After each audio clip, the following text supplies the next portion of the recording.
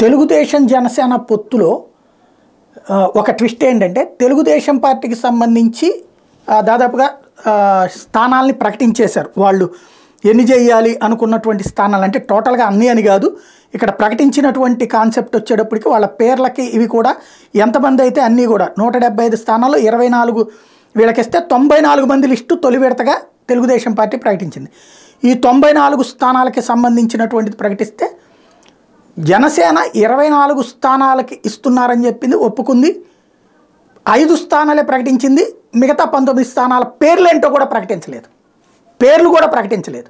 మరి అది తెలుగుదేశం పార్టీ వాళ్ళు అసంతృప్తి ఫీల్ అవుతారని ప్రకటించలేదు, లేకపోతే ఏంటనేది తెలియదు. ఇకపోతే అభ్యర్థుల పరంగా చూసుకుంటే టోటల్గా తెలుగుదేశం పార్టీకి సంబంధించి నందమూరి బాలకృష్ణ గారుకి సీట్ ఓకే అయిపోయింది, మంగళగిరి లోకేష్, ఇటు పక్కన చంద్రబాబు గారు కుప్పం, ముగ్గురిది కూడా సీట్లు ఓకే అయిపోయింది.